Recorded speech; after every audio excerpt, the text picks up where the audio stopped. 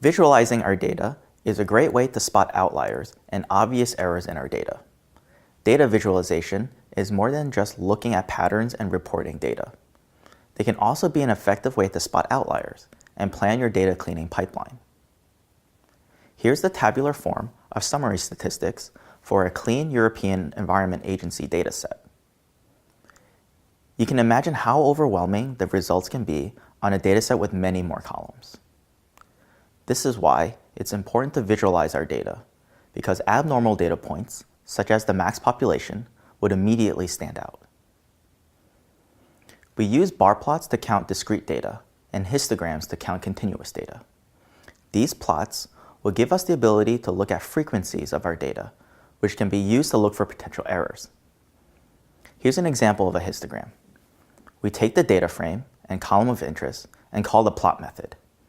We pass hist into the method to have pandas create a histogram. We have to make sure matplotlib is loaded before we can show the plot. Here is our histogram.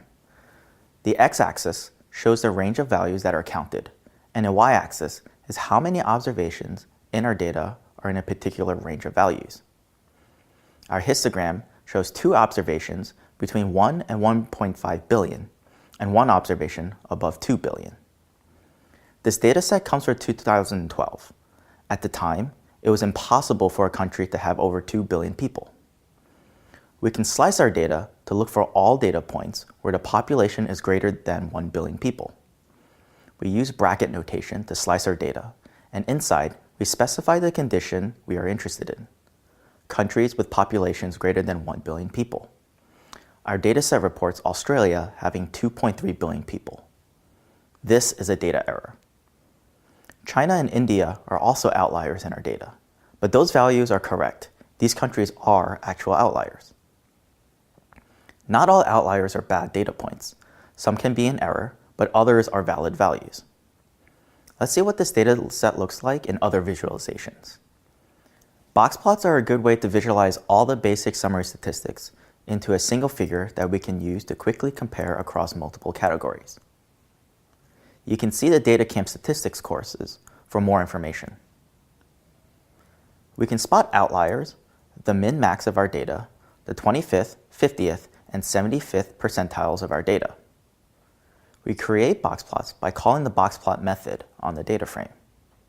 To plot just the population column, we pass it into the column parameter. We pass the by parameter the column name we want to compare box plots across. Here, I want a separate box plot for each continent in our data.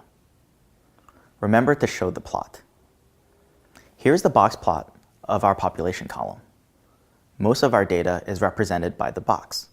The lines that extend from the box are called whiskers. The ends of the whiskers show the maximum and minimum of our data, excluding outliers. And the outliers are values shown beyond the whiskers. You can see the 3 massive outliers of our data, one of which we know is bad data. The other 2 are actual outliers. Scatter plots are used to look at relationships between 2 numeric columns.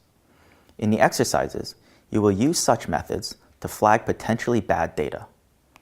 You will also use scatter plots to identify candidates for bad data, which you will normally not see when plotting histograms or box plots, such as countries with low literacy and low fertility,